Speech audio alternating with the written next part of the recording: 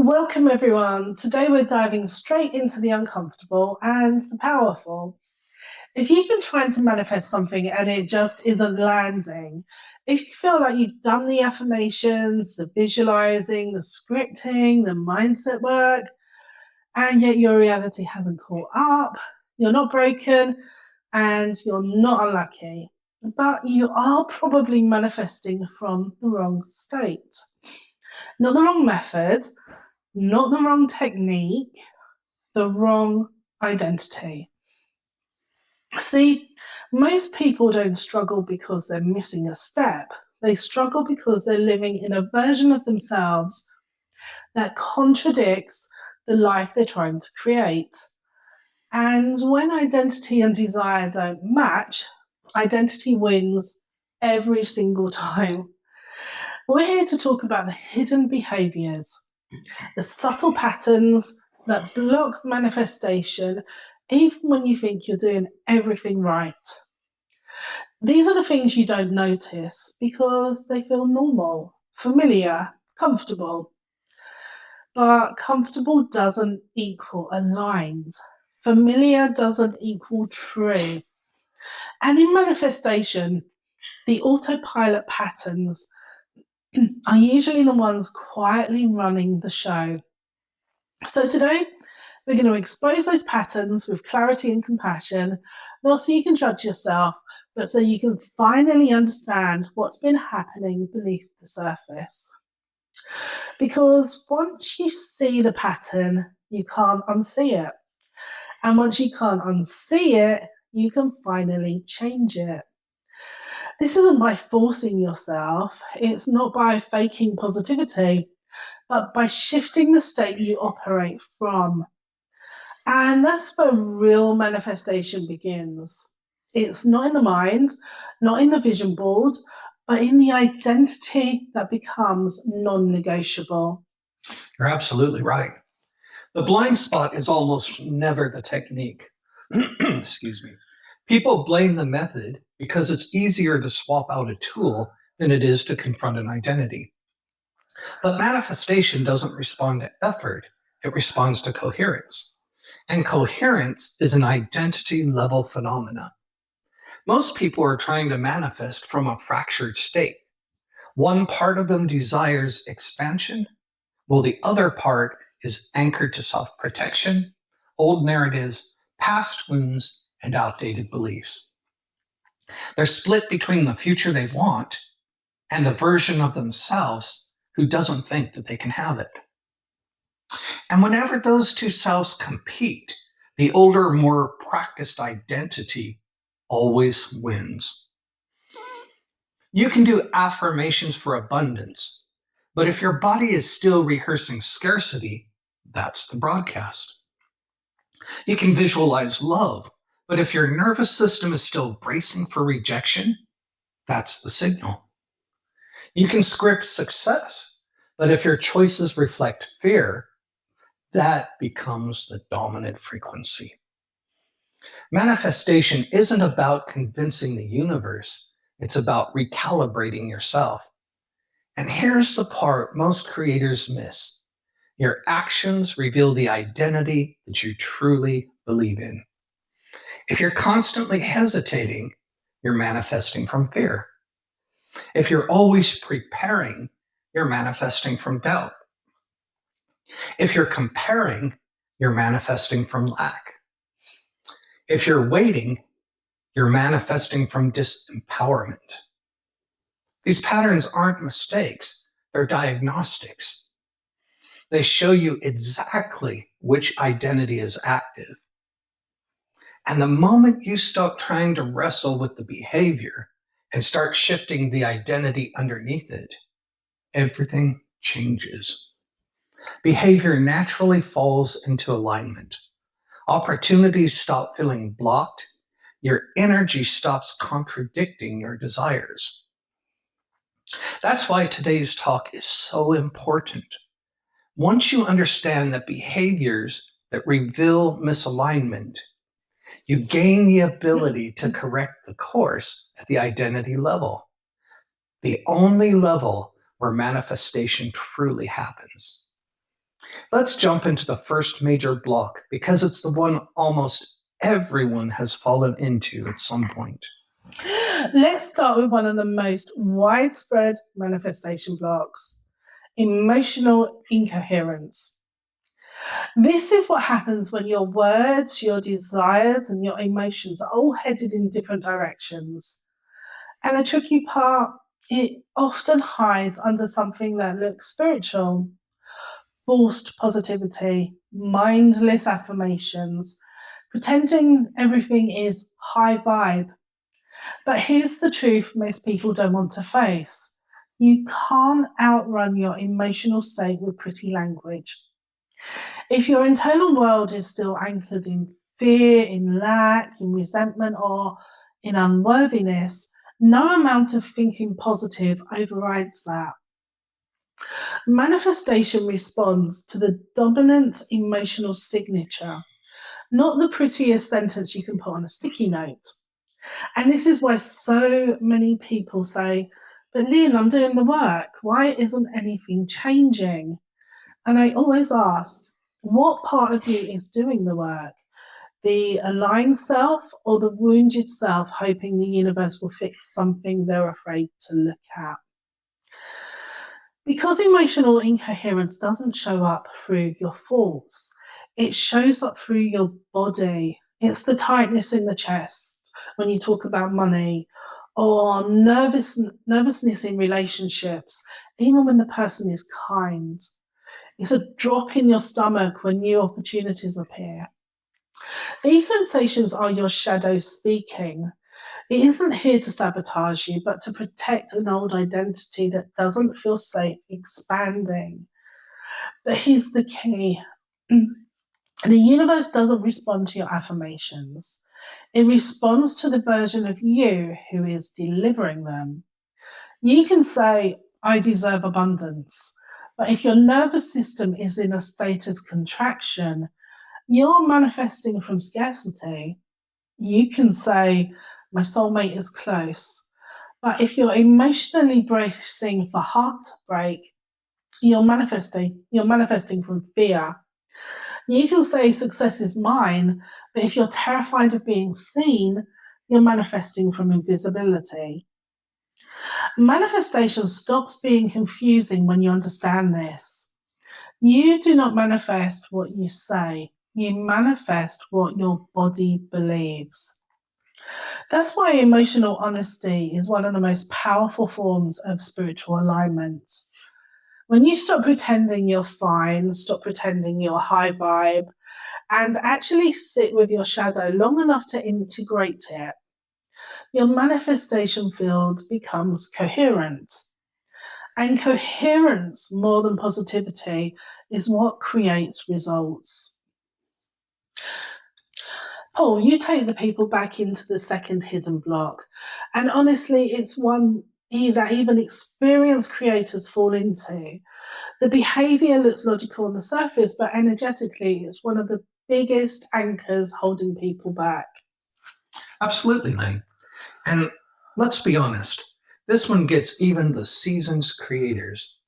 It's the behavior that feels responsible, sensible, organized, and yet it quietly suffocates manifestation.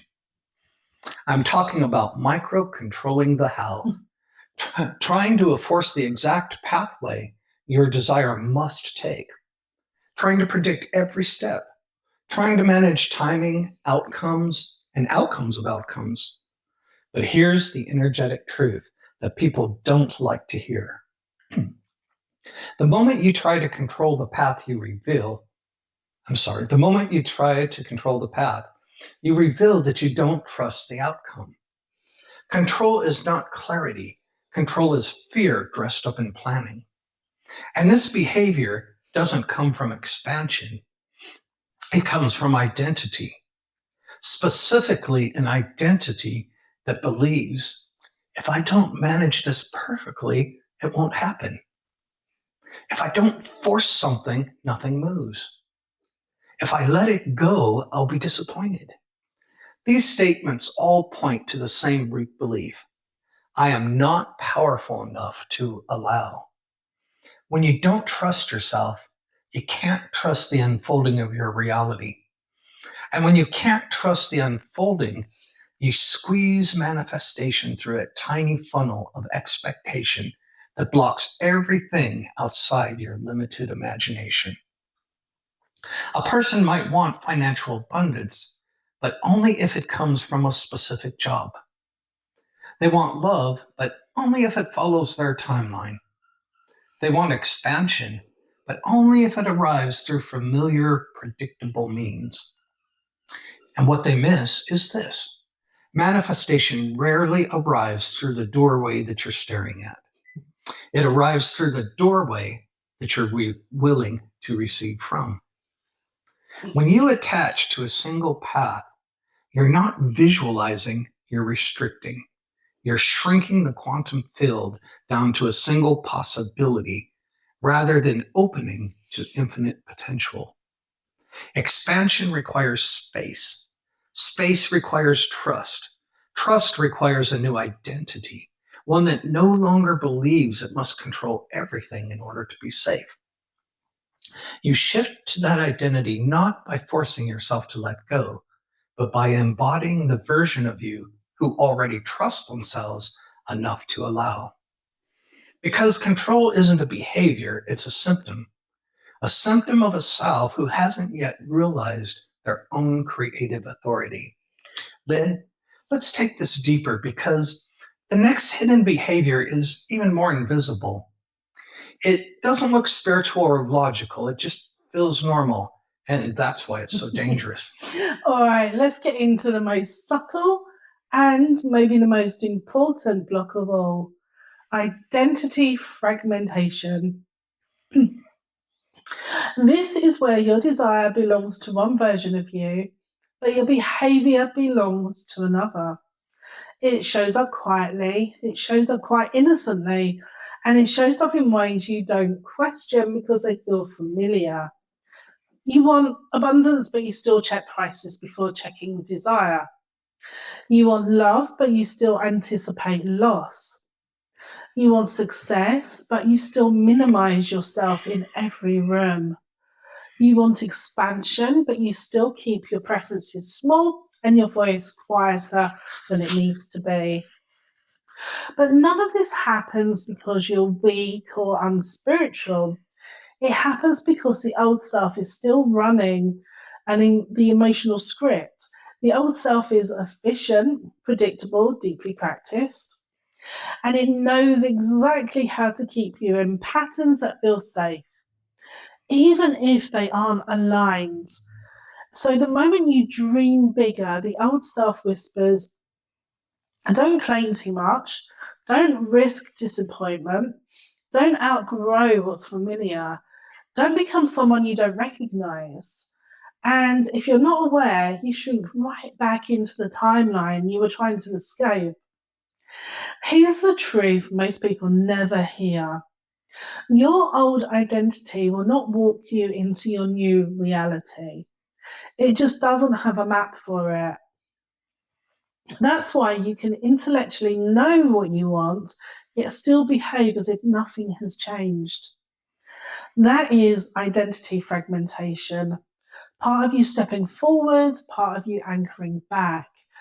But the moment you choose the version of yourself who can hold your desire, something profound happens. Your decision shifts. Your emotional tone shifts.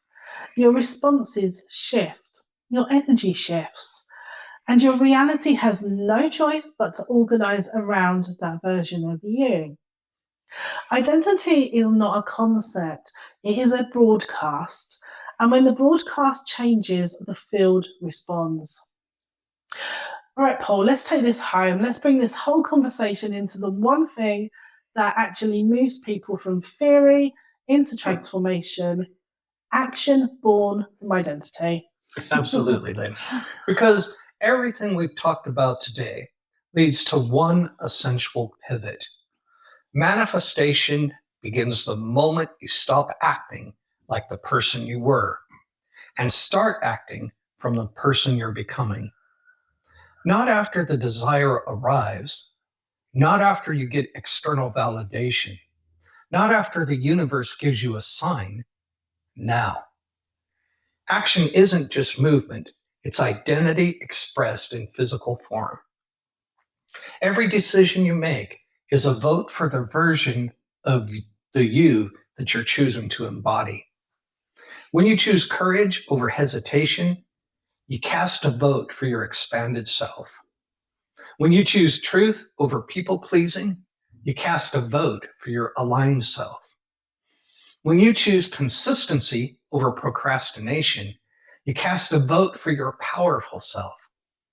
And when you choose presence over comparison, you cast a vote for your authentic self.